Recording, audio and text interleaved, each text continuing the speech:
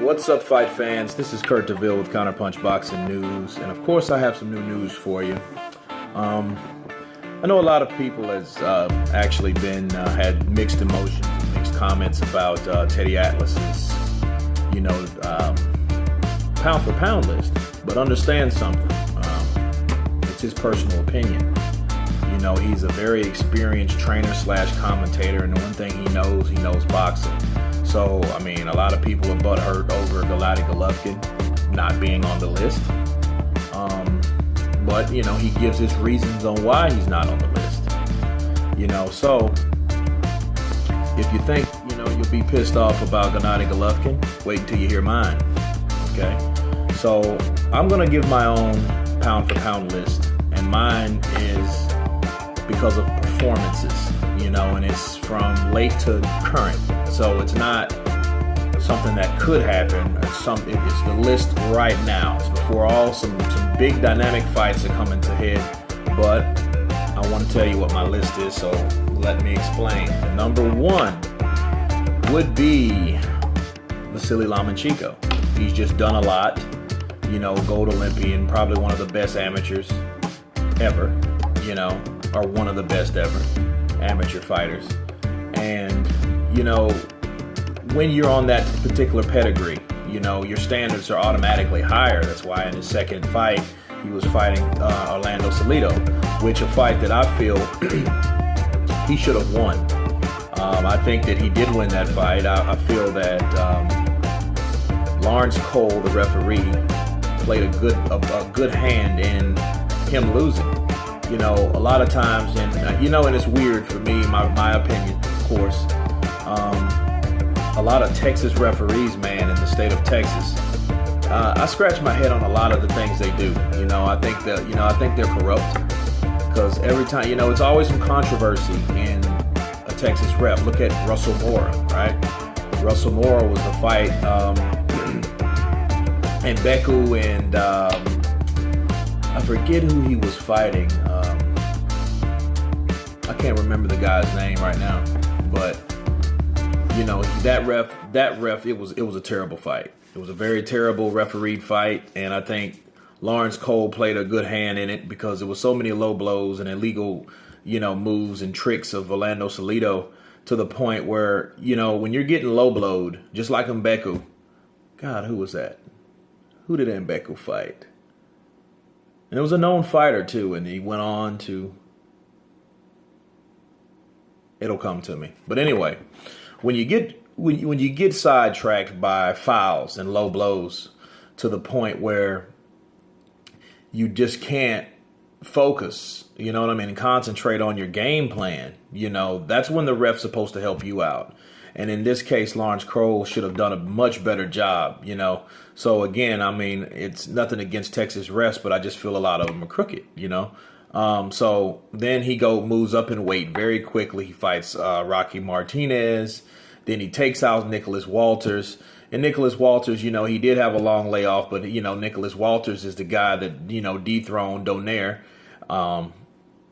took Donaire out. You know what I mean? So, and Donaire was the man's in them, right? He did what a lot of people, he was the next Manny Pacquiao. So he was in that limelight, for that second coming of the Pac-Man. So, so Lomachenko's on the rise, and then he's doing more and more things. He's going on to take on Sammy Sosa, and we'll see what he does there to maintain that number one spot. So it depends on how his performance is with that. Number two, Guillermo Rigondeaux. Mr. Rigondeaux, he is probably one of the best.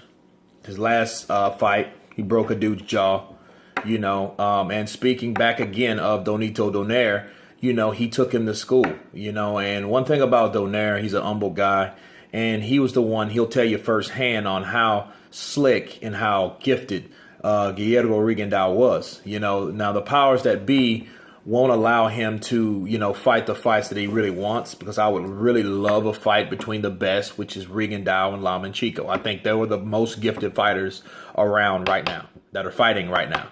So, the politics, in the game, along with the weight,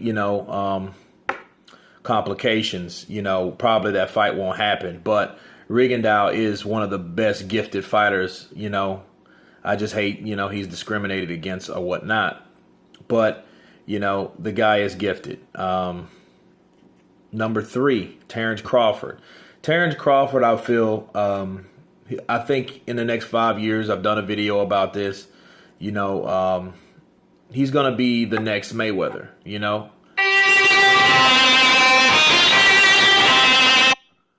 So the thing about it, I feel that, Terrence Crawford will be the next Mayweather. I feel that he's that person that you really don't look at. He's that person that, just like Floyd, when you had all these guys that were fighting at 147 and up, from Roy Jones Jr. down, Floyd Mayweather was the least, just like Terrence Crawford right now. He beat Paul Stahl. He took out Delorme. He destroyed Gamboa. And these guys, and I honestly feel he made Danny Garcia run from 140. So that's the type of fighter.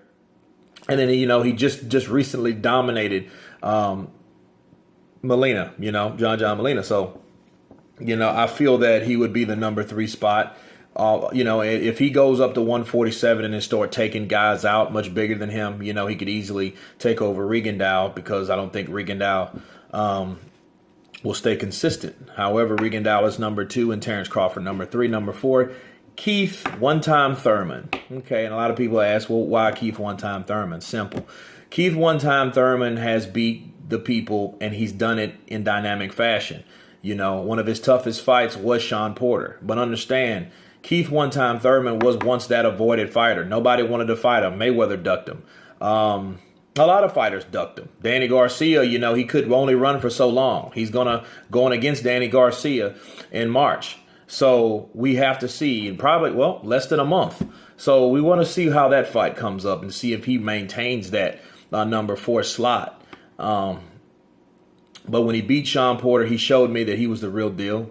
He got in the cleaner, harder punches, and also, in the ring, he's a good counter puncher.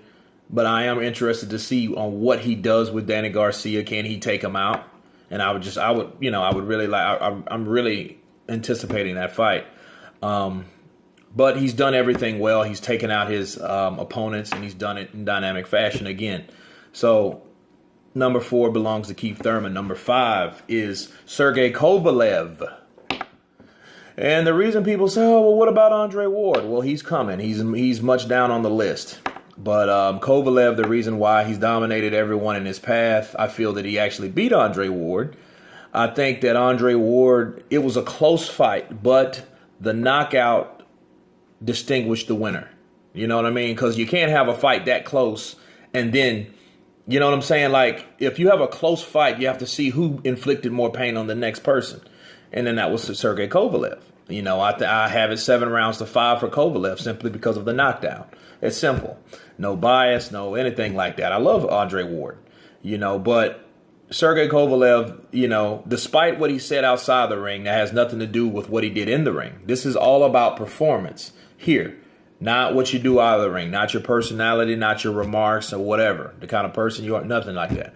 So number 5 is Sergey Kovalev. Number 6, guess what? Andre Ward. Andre Ward simply because Andre Ward, it was a close fight, and he has beat everyone, including Sergey Kovalev. He got the decision, but I don't feel that he needs to be number 5 simply because he didn't beat Sergey convincingly.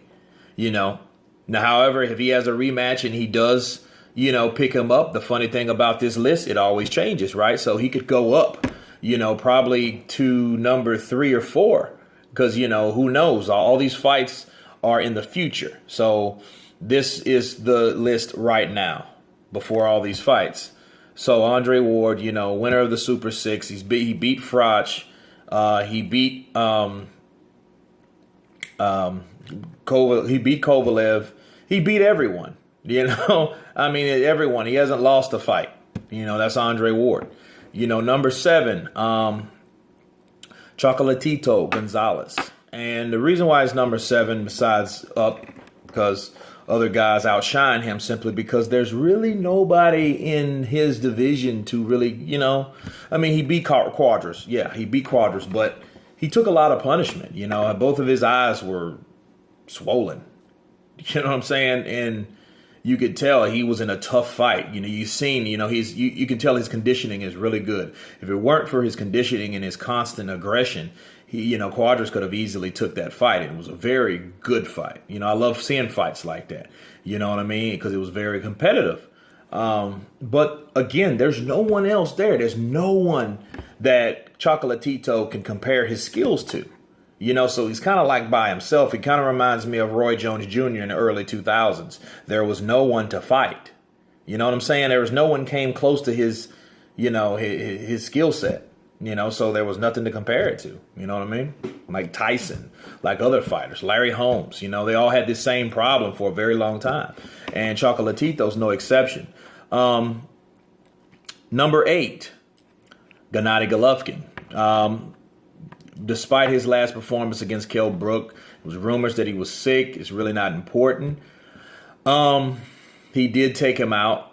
They stopped the fight, and I don't think it was because of the eye per se. I think it's because Kell Brook started to, take more punishment, than normal. However, Kell Brook did expose Golovkin. He did.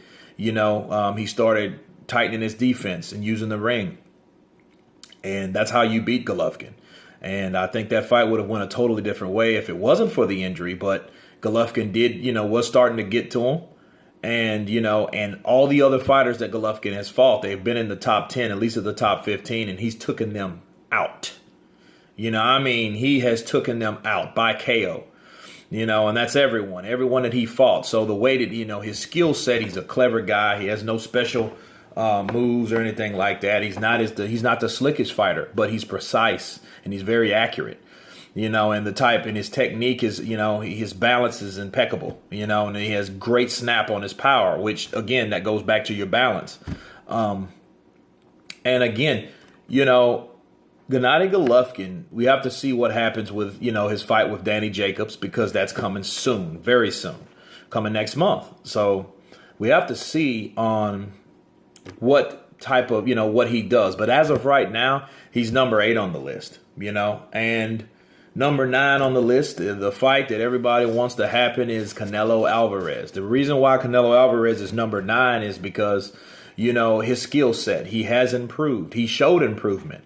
I feel that Canelo Alvarez has, because my old pound for pound list, it had Erislandy Lara on it, and I think he's fought better opposition than Lara. Not too much more.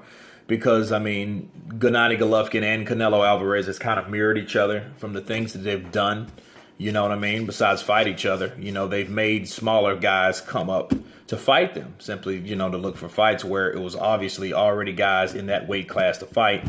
I know Golovkin had a little bit more problem because people are reluctant to fight him. But Canelo Alvarez really didn't have that problem, because Canelo Alvarez is the cash cow.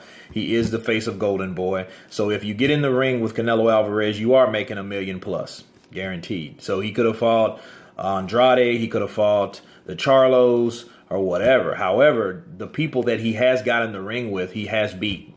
And he's beat by dynamic fashion. And the guy he did fight was undefeated, which was Liam Smith, Mr. Beefy. And he knocked the beef out of Mr. Beefy by putting him on the canvas 3 separate times. And it was a great display of body punching and punch variety by Canelo Alvarez. And he is getting better. You can tell from the Lara fight versus the Mayweather fight, and you could tell that he was improved because of boxer movers. He started working the body. And Lara, I think Lara wasn't really used to that or wasn't ready for that. But I still feel Lara won. But Canelo Alvarez, I think he wanted it more. If you look at that fight, you would see one guy outboxing the other guy, which Lara outboxed Canelo Alvarez. But the way Canelo Alvarez and then how the judges portrayed that, I'm not talking about Levar Martinez. He was a crook. That was a bought fight. But I am talking about the other 2 refs. The one that gave it to Canelo could view the fight as, okay, Canelo is coming forward. He is pressing the attack. You know what I mean? And a lot of times they'll give it to the closer round. So, in other words, Canelo Alvarez showed the heart of a champion. and he hasn't really done much since the Lara fight. He fought Cotto. He did beat Cotto. Now, I will give him that. He did beat Cotto. He beat Beefy. He knocked out Khan, But look at his skill set, and those were all from skills and punching ability, and boxing ability, ring IQ, So Canelo Alvarez again has number 9. Number 10, Anthony Joshua. The guy has 18 wins, no losses, no draws, 18 by KO. I think it's Anthony Joshua because he's done more in the heavyweight division than some guys have done. Heavyweight guys, rather, has done in and has fought twice as many guys. Excuse me, as Anthony Joshua, and again, depends on what happens in April on 29th with Vladimir Klitschko. I feel that he could move up. But this is my top 10. Lomachenko, Rigondeaux, Terrence Crawford, Keith Thurman, Sergey Kovalev, Andre Ward, Chocolatito Gonzalez, Gennady Golovkin, Canelo Alvarez, and Anthony Joshua. That is my pound for pound list, guys. And leave your concerns, remarks for me. And you guys been counterpunched. Peace.